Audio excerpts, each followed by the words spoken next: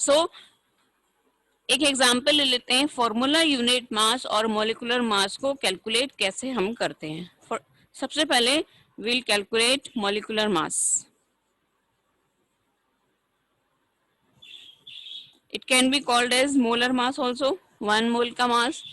So for example, अगर हमने glucose लिया C6H12O6, it is a formula for glucose, तो उसके लिए आपको क्या करना पड़ेगा, C6 6 into C, 6 कार्बन के एटम्स हैं, तो कार्बन के जो मास है, एटॉमिक मास, उसको 6 से मल्टीप्लाई करना पड़ेगा, प्लस हाइड्रोजन का 12 है atoms, hydrogen plus 6 into oxygen.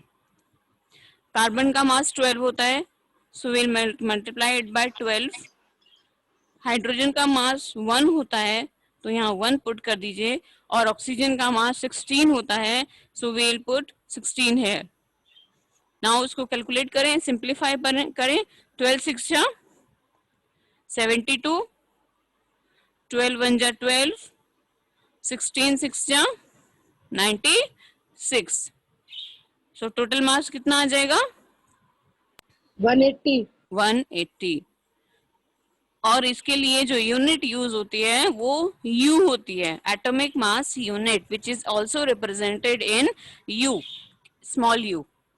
ठीक है, और आप यहाँ पे AMU भी लिख सकते थे, लेकिन क्योंकि वो काफी बड़ा हो जाता है, तो इसलिए हम AMU की जगह ओनली यू का ही यूज कर सकते हैं। AMU की फुल फॉर्म होती है एटॉमिक मास यूनिट।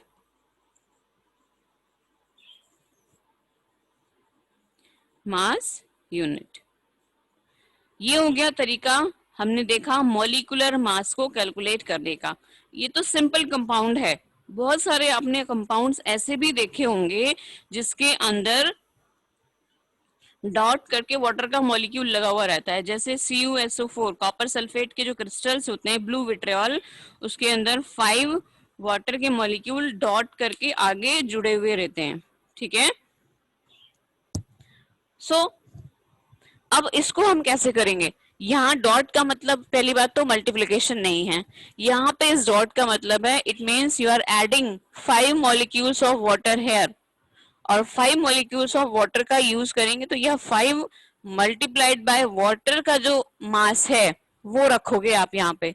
तो आप चाहे डायरेक्ट रख लो या सिंपल वही तरीका अपनाओ कि 2 इंटू हाइड्रोजन, लेकिन यहाँ पे देखो पूरा एक बिग ब्रैकेट लगेगा, क्योंकि वो 5 का मल्टीप्लिकेशन पूरे वाटर के मास से है, ओनली हाइड्रोजन को आप मल्टीप्लाई नहीं कर रहे हो यहाँ पे। इस बात का बहुत ध्यान रखें, क्योंकि एग्जाम में जो कंफ्यूजन होता है वो यहीं पर ही होता है। ये तो आप सिंपल तरीके से कैलकुलेट कर लोगे, इसमें कोई दिक्कत नहीं आएगी, दिक्कत आपको यहाँ आएगी 5 इंटू, ये H से मल्टीप्लाई नहीं है, ये वाटर से मल्टीप्लीकेशन है, सो प्लस 16। तो इससे बढ़िया हम क्या करें कि वाटर का मास हमको याद ही रहता है, वाटर का मास 18 होता है, ये आप याद कर लो। जब भी आपको इस तरीके के क्वेश्चन आए, आप डायरेक्ट इसमें 18 पुट कर दो, 5 इंटू 18, तो इससे आपको कोई कंफ्यूजन नहीं रहेगा। ठीक है, कॉपर का 63, सल्फर का 32, प्लस यहाँ पे 4 इंटू 16, बस अब इसको सिंप्लीफाई कर दो, 63 प्लस 32 प्लस 64 प्लस 5 इंटू 18, 90। अब जो भी इसका मास आएगा कैलकुलेट करिए, कितना आ गया, 3 और 2 5, 5 और 4 9, तो ये हो गया 9, और 9 249, हाँ 249, 249 यूनिट्स जो है वो इसका टोटल का मास आया है यहाँ पे। तो हमेशा ध्यान रखो कि अगर इस तरीके का कोई कंपाउंड आ जाए, क्योंकि ये मैक्सिमम पॉसिबिलिटी है कि कंफ्यूजन करने के लिए हमको इस तरीके का मास कैलकुलेट करने के लिए आएगा ही आएगा, एक तो कम से कम आएगा ही आएगा। तो पहली बात तो फर्स्ट 20 एलिमेंट्स का एटॉमिक मास आप याद करके चलें, क्योंकि इस तरीके जैसे कॉपर वगैरह का मास आपको दे सकते हैं वो, ठीक है, मैक्सिमम पॉसिबिलिटी होती है कि आपको मासेस दिए जाएं, लेकिन बहुत जगह मास नहीं भी दिए जाते हैं, तो कम से कम फर्स्ट 20 एलिमेंट्स के आप मासेस को लर्न करते हुए चलेंगे। ये पहली बात। दूसरी बात, कॉपर हो गया, आयरन हो गया, इन सब के मास आप लर्न कर लेना। मैग्नीशियम हो गया तो वो तो फर्स्ट 20 में ही आ गया। ठीक है, कुछ ऐसे कंपाउंड्स हैं जिसमें कि डॉट करके वाटर लगता है, जैसे आयरन का सॉल्ट होता है जिसमें FeSO4.7H2O लगता है, तो आयरन का मास हमें लर्न होना चाहिए विच इज 56। तो वो पीरियोडिक टेबल अगर आप नेट पे सर्च करोगे तो उसमें सबके मास आपको मिल जाएंगे। तो नॉर्मल से तो याद ही कर लो, कॉपर है, आयरन है, मैग्नीशियम है। ठीक है, तो ये सबको समझ में आ गया मॉलिक्यूलर मास, इसमें कोई कंफ्यूजन तो नहीं है डॉट वाले में नो स्पेशली। मैम। ठीक है, अब हम आ जाते हैं फॉर्मूला यूनिट मास के ऊपर।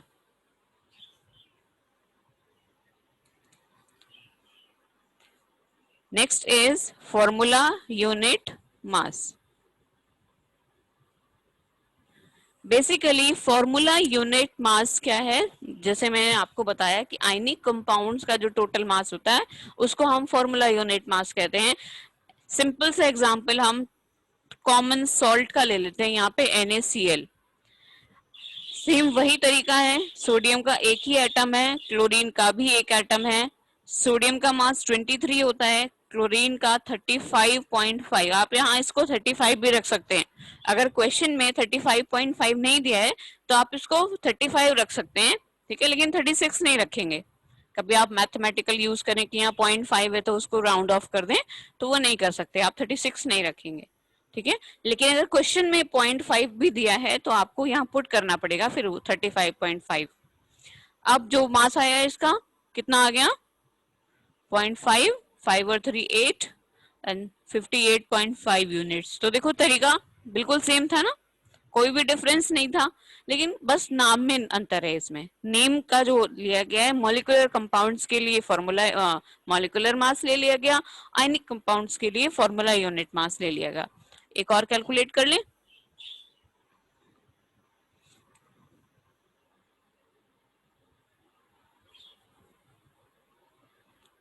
एक और ले लेते हैं, for example calcium carbonate.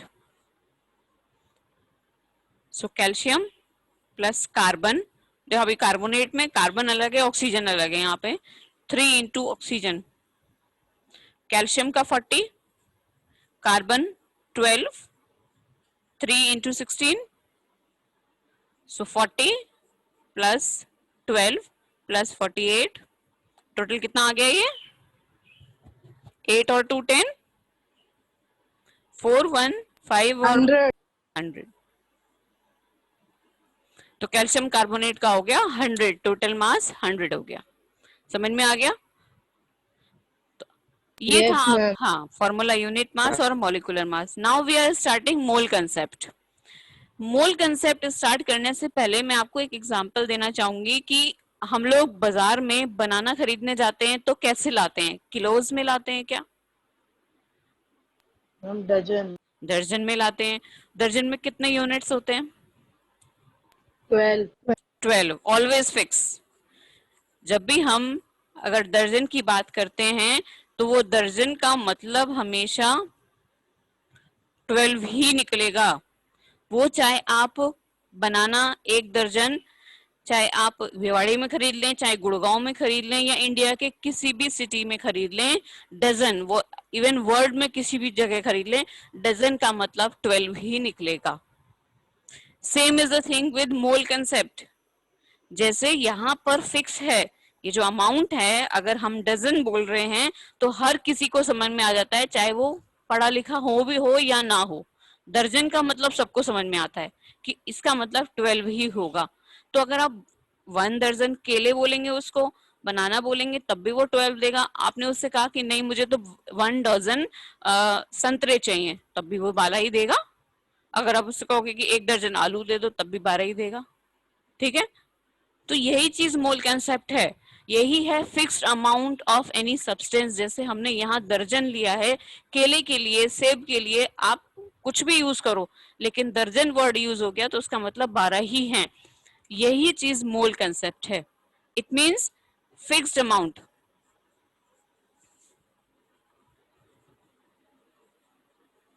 Of substance. अब क्योंकि यहाँ हम केमिस्ट्री का यूज कर रहे हैं तो केले और सेब तो लेंगे नहीं केमिस्ट्री में, केमिस्ट्री की बात हो रही है तो एटम की बात होगी, मॉलिक्यूल की बात होगी, आयन की बात होगी। तो वो फिक्स्ड अमाउंट किसका हो सकता है, वो फिक्स्ड अमाउंट एटम्स का हो सकता है, वो फिक्स्ड अमाउंट आयंस का हो सकता है, और वो फिक्स्ड अमाउंट मॉलिक्यूल्स का हो सकता है। जैसे अभी हम अगर हमने यहाँ कॉपर को रिप्रेजेंट किया, ठीक है, ये एलिमेंट कॉपर है, तो ये एलिमेंट कॉपर का ये मतलब नहीं है कि इसके अंदर केवल एक ही एटम है, ये एक मोल को रिप्रेजेंट कर रहा है। ठीक है, अगर हम इस एलिमेंट को रिप्रेजेंट कर रहे हैं तो ये इसका मतलब है ये कॉपर का 1 मोल है। और इस 1 मोल के अंदर अभी तक हमें लगता था कि ये कॉपर का सिंगल एटम है, कॉपर का एटम नहीं है सिंगल।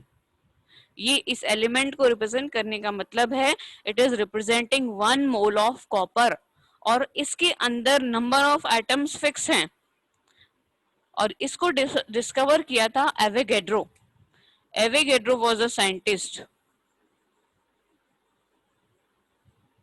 जिन्होंने ये पता लगाया था कि किसी भी सब्सटेंस का अगर एक मोल ले रहे हैं, चाहे वो एटम हो, चाहे वो आयन हो, चाहे वो मॉलिक्यूल हो, उसमें नंबर ऑफ सब्सटेंस या number of atoms, molecules, ions वो फिक्स होंगे और वो हमेशा एवोगैड्रो नंबर के बराबर होंगे। और ये जो एवोगैड्रो नंबर है इसकी जो न्यूमेरिकल वैल्यू होती है 6.022 इंटू 10⁻23। तो अगर मैं बात कर रही हूं यहाँ पे 1 मोल एटम, अब वो एटम्स किसी भी चीज के हो सकते हैं, कॉपर के हो सकते हैं, क्लोरीन के हो सकते हैं, ऑक्सीजन के हो सकते हैं। अगर हम एलिमेंट रिप्रेजेंट कर रहे हैं तो वो 1 मोल को रिप्रेजेंट कर रहे हैं, और उसके अंदर हमेशा एवोगैड्रो नंबर के बराबर ही एटम्स होंगे। ठीक है, मान लो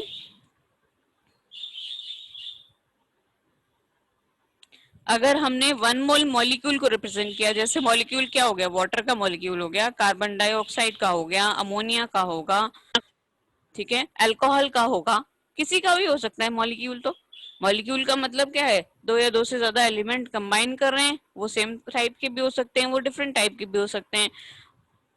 ओजोन का मॉलिक्यूल है, ऑक्सीजन का मॉलिक्यूल है, क्लोरीन का मॉलिक्यूल है, तो वो किसी का भी हो सकता है मॉलिक्यूल। तो अगर हमें इसे पता लगाना है कि इस एक मॉलिक्यूल को जो हमने यहाँ रिप्रेजेंट किया है इसके अंदर कितने मॉलिक्यूल्स हैं, क्योंकि ये 1 मोल को रिप्रेजेंट कर रहा है, ये केवल एक मॉलिक्यूल को नहीं कर रहा है। सो 1 मॉलिक्यूल, 1 मोल ऑफ मॉलिक्यूल, उसमें भी सेम नंबर ऑफ मॉलिक्यूल्स होंगे जो कि एवोगैड्रो नंबर के बराबर होंगे। ये देखो, ये वही चीज हो गई कि आपने 1 दर्जन केला कहा तो ये 1 दर्जन केला हो गया, ये 1 दर्जन सेब हो गया, तीसरा 1 दर्जन संतरा हो जाएगा। तो नाम अलग अलग है, मॉलिक्यूल अगर हम मॉलिक्यूल के केस में ले रहे हैं तो वो 1 मोल मॉलिक्यूल कहलाएगा, अगर हम एटम के केस ले रहे हैं तो 1 मोल ऑफ एटम कहलाएगा। बस नाम हमने अलग अलग दे दिए हैं। 1 मोल आयन, अब हम यहाँ पे अगर आयनिक कंपाउंड ले लें और इसके आयंस को अलग अलग कर दें तो ये जो 1 मोल ये आयन बना है सोडियम प्लस 1 मोल है। तो अगर हम इसके इसके आयंस निकालने हो तो वो भी एवोगैड्रो नंबर के ही बराबर होंगे। यहाँ तक सबको समझ में आ गया है बेटे? हाँ तो यस मैम। हाँ, और ना यस तो मैम। बोल दिया करो। अब बात आती है कि अगर हम यहाँ पे 1 मोल की बात कर रहे हैं तो उस 1 मोल का वेट कितना होगा? भाई 1 मोल का वेट भी तो होगा कुछ, तो वो 1 मोल का वेट कितना होगा? अगर 1 मोल एटम है तो वो एटॉमिक मास के बराबर होगा। ठीक है, जैसे कि हमने सोडियम ले लिया, अगर 1 मोल एटम लिए तो सोडियम का मास 23 वो फिक्स होता है, तो वो तो हमने लर्न कर ही रखा है, 23 यूनिट्स। तो वो 1 मोल सोडियम का मास 23 होगा। ऐसे ही हर एक एलिमेंट के लिए 1 मोल का जो मास होता है वो उसके एटॉमिक मास के बराबर होता है। ओके, अगर हम मॉलिक्यूल ले रहे हैं 1 mole molecule, so it will be equal to molecular mass, and 1 mole of iron will be equal to its ionic mass. जैसे सोडियम के लिए ओके मैम। बीच में नहीं बोलना है, जब बोला जाए तभी बोलें आप, ज्यादा ओके ओके मत करें। जैसे अगर हम एटम ले रहे हैं सोडियम का तो उसका मास 23 होता है, लेकिन अगर हमने आयन ले लिया ना, अगर हमने इसमें से एक इलेक्ट्रॉन निकाल के इसको आयंस के फॉर्म में चेंज कर दिया तो मास तो सेम ही रहेगा, क्योंकि मास पे कोई फर्क नहीं पड़ता। बेसिकली जो मास होता है किसी भी एटम का वो टोटल नंबर ऑफ प्रोटॉन और न्यूट्रॉन पे डिपेंड करता है, इलेक्ट्रॉन्स पे डिपेंड नहीं करता। तो इलेक्ट्रॉन अगर निकल भी जाए तो उससे मास पे कोई फर्क नहीं पड़ता है। ठीक है, अब इसके जो एक दो फॉर्मूले हैं वो देख लो। मोल्स निकालने हो अगर आपको क्वेश्चन में कि कितने मोल्स हैं और आपको मास दे रखा है, ठीक है, अगर आपको मास दिया हुआ है और नंबर ऑफ मोल्स निकालने हैं तो जो उसके लिए फॉर्मूला बनता है number of moles is equal to given mass, जो आपको क्वेश्चन में हमेशा गिवन रहेगा, and it is equal to upon atomic mass. ठीक है, और अगर वो मॉलिक्यूल होता, नंबर ऑफ मोल्स हम मॉलिक्यूल्स के निकाल रहे हैं तो यहाँ मॉलिक्यूलर मास आ जाता, आयंस के निकाल रहे होते तो आयनिक मास आ जाता। तो हम जनरली ऐसे रिप्रेजेंट करते हैं, स्मॉल एम होता है हमेशा गिवन मास, जो स्मॉल एम है it is always representing given mass जो क्वेश्चन में आपको गिवन रहेगा, और एटॉमिक मास या मॉलिकुलर मास या मोलर मास वो हमेशा आपको फिक्स वैल्यू होती है। वो अगर मॉलिक्यूल है तो निकालोगे आप, और एटॉमिक मास है तो वो आपको तो रन करना ही पड़ेगा। क्वेश्चन कर लेते हैं आप, है ना, फॉर्मूला यहीं लिखे रहने देते हैं और अब हम क्वेश्चन कर लेते हैं। ये हो गया, देखो क्वेश्चन में हमको दिया गया है calculate the number of moles in 28 gram of helium. 28 gram of helium, helium का जो मास होता है वो 4 है, ठीक है, 4 it is atomic mass for helium, और 2 इसका एटॉमिक नंबर होता है। अब हमको इसके नंबर ऑफ मोल्स निकालने हैं, फॉर्मूला हमको पता है, number of moles is equal to small m जो कि आपको गिवन है क्वेश्चन में, ये रहा 28 ग्राम, 4 इसका एटॉमिक मास है, तो कितने हो गए नंबर ऑफ मोल्स 7। अब क्योंकि ये नंबर है इसकी कोई यूनिट तो होगी नहीं, जनरली हम यहाँ पे मोल लिख देते हैं या मोल्स लिख देते हैं, मोल्स लिख दो या MOL करके मोल लिख दो, ठीक है। तो इस तरीके से हम यहाँ पे हमें मास गिवन था और हमने नंबर ऑफ मोल्स निकाल लिए, पहला केस। दूसरा केस ये हो सकता है कि आपको मास ना दिया हो, आपको नंबर ऑफ एटम्स दिए गए हो कि इतने एटम्स हैं उनका नंबर ऑफ मोल्स निकालो कि उसमें कितने नंबर ऑफ मोल्स होंगे। तो जो उसके लिए फॉर्मूला होता है वो n अपॉन n नॉट, या इसको हम Na से भी रिप्रेजेंट करते हैं, और ये है आपका एवोगाड्रो नंबर जो कि हमेशा फिक्स रहेगा, कभी भी चेंज नहीं होगा। और n का मतलब होता है गिवन नंबर ऑफ एटम्स, आपको क्वेश्चन में गिवन रहेंगे, पूछा जाएगा आपसे, और n नॉट या Na की वैल्यू हमेशा फिक्स है। अब क्वेश्चन करके देख लेते हैं। अगर आपसे पूछा गया कि नंबर ऑफ मोल्स निकालिए इन 3.011 into 10 to the power 23 atoms of oxygen,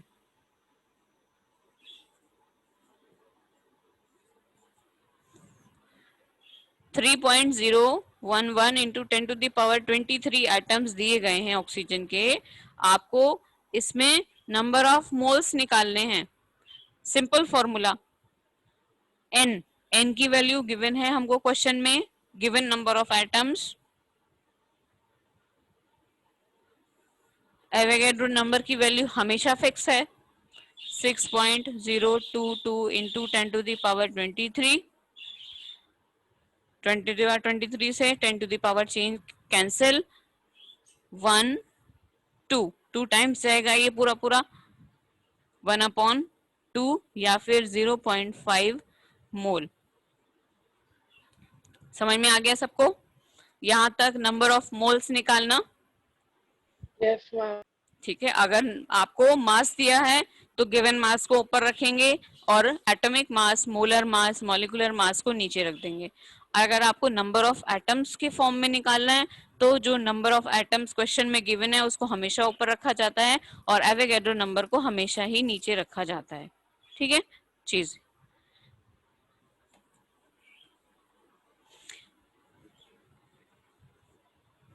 हमने दो फॉर्मूले पढ़ लिए ना नंबर ऑफ मोल्स के लिए। Yes ma'am. Number of moles के लिए अभी अब तक हमने दो फॉर्मूले पढ़ लिए। एक हमारे पास था मास के रेफरेंस में, अगर आपको मास दिया हुआ है तो m/M। एक लिखा है नंबर ऑफ एटम्स के रेफरेंस में। बराबर कर दो इन दोनों को। इन दोनों को अगर हम बराबर कर दें तो दो जो चीजें फिक्स हैं वो तो आप देख लो, ये फिक्स है क्योंकि इसकी वैल्यू कभी चेंज नहीं होगी। एक पर्टिकुलर एलिमेंट के लिए, मॉलिक्यूल के लिए इसकी वैल्यू फिक्स है और एवोगैड्रो नंबर फिक्स है। तो ये दो चीजें तो आपको निकालने के लिए आएंगी ही नहीं। आएगा या तो आपसे मास पूछा जा सकता है, ये चीज गिवन हो नंबर ऑफ एटम्स, या नंबर ऑफ एटम्स गिवन हो तो आपसे पूछा जाए कि इनका मास कितना होगा। ठीक है, तो इससे और तीसरा फॉर्मूला लर्न करने की जरूरत ही नहीं है हमको। यहाँ पे हमको अगर क्वेश्चन में नंबर ऑफ एटम्स निकालने आपसे कहा जाए कि 46 ग्राम सोडियम है, इसमें नंबर ऑफ एटम्स निकालने हैं आपको, तो नंबर ऑफ एटम्स निकालने के लिए आपको ये मोल्स निकालने की तो जरूरत है ही नहीं ना। आपको ये फॉर्मूला देखो आप, स्मॉल एम होता है गिवन मास। गिवन मास कितना है 46। कैपिटल एम एटॉमिक मास, वो फिक्स है सोडियम का 23। कैपिटल एम एन हमको निकालना है, यही तो पूछा है हमसे कि कितने एटम्स हैं, ये हमको निकालना है। इसकी वैल्यू हमेशा फिक्स है, निकाल सकते हैं इसकी वैल्यू। क्रॉस मल्टीप्लाई कर दीजिए। Yes 23 multiplied by n is equal to 46 into 6.022 into 10⁻23 और n की वैल्यू निकालनी है तो 23 को नीचे कर दो। नीचे करेंगे तो 2 टाइम्स चला जाएगा ये, देखो n की वैल्यू आ जाएगी 46 multiplied by 6.022 into 10⁻23 upon 23। 2 times गया, 2 इंटू तो आ गया 12.044 इंटू 10⁻23। तो जनरली हमें इसको छूने की जरूरत नहीं है। ये तो क्वेश्चन इस तरीके का आएगा कि यहीं पर ही ये जो चीजें हैं ना ये डिवाइड हो जाएंगी एक दूसरे से, आपको तो सिंपल मल्टीप्लिकेशन करनी होगी। तो पहले जहां तक ध्यान रखो, ये ध्यान रखना कि ये चीजें कहीं पूरी तरीके से कट तो नहीं रही, क्योंकि ज्यादातर क्वेश्चंस में ऐसा ही होता है कि पूरी तरीके से ये डिविजिबल होते हैं एक दूसरे के साथ। तो इसलिए आपको बहुत ज्यादा पेन लेने की जरूरत नहीं है कि इतनी बड़ी कैलकुलेशन कैसे करेंगे, हम छोड़ दो उसको, तो उसको छोड़ना नहीं है। समझ में आ गया? तो बुक में जो फॉर्मूले लिखे हैं ना, कई सारे फॉर्मूले लिखे हैं कि नंबर ऑफ एटम्स के लिए ये है, मॉलिक्यूलर मास ये है। आपको कुछ नहीं करना है, आपको तो नंबर ऑफ मोल का फॉर्मूला याद रखना है। और नंबर ऑफ मोल के फॉर्मूला m/m n/n0, दो फॉर्मूले हैं। इनको ही आप एक्सचेंज कर करके हर चीज निकाल सकते हैं। कभी कभी आपसे पूछा जाता है कि एक एटम का मास ये है तो एटॉमिक मास निकालो। ठीक है, आपसे कहा जाता है कि एक एटम का मास 1.67 इंटू 10⁻⁻24 है, तो आप क्या निकालो, इसका एटॉमिक मास निकाल दो। तो वो कुछ नहीं करना है आपको, ये है फॉर्मूला हमारे पास। आपको एक एटम, नंबर ऑफ एटम में ये पूछा गया है, कहा है कि mass of one atom is equal to 1.67 into 10⁻⁻24 grams या यूनिट्स जो भी दिया गया है। और आपसे ये कहा जाता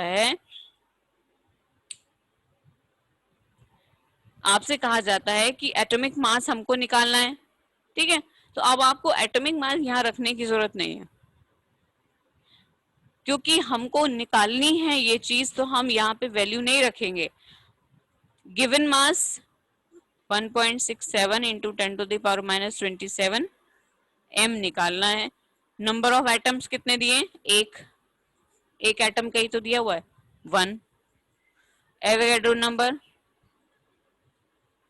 022 इंटू 10⁻23 मल्टीप्लाई कर दो, m की वैल्यू आ जाएगी। तो इस तरीके से क्वेश्चन आ जाते हैं। तो एक यही जो फॉर्मूला है, इसको ही यूज करके हम क्या कर सकते हैं, अलग अलग वैल्यूज निकाल सकते हैं। यहाँ तक सबको समझ में आ गया है बेटा? Yes, ma'am. हाँ जी। देखो अब आपको करना क्या है कि मैंने वर्कशीट दे रखी है, अब उस वर्कशीट को खुद करके देखिए। आपको चीटिंग नहीं करनी है बिल्कुल भी, क्योंकि अगर नेट से चीटिंग कर लोगे तो आपको ये कंसेप्ट समझ में नहीं आने वाला है बिल्कुल। तो पहले आप इन क्वेश्चंस को करो, then I will take doubt class, क्योंकि कल क्लास होगी, तो कल मैं आप लोगों के डाउट्स ले लूंगी। ये फॉर्मूला याद रखो बहुत ध्यान से, ये फॉर्मूला आप याद रखेंगे तो आपको कोई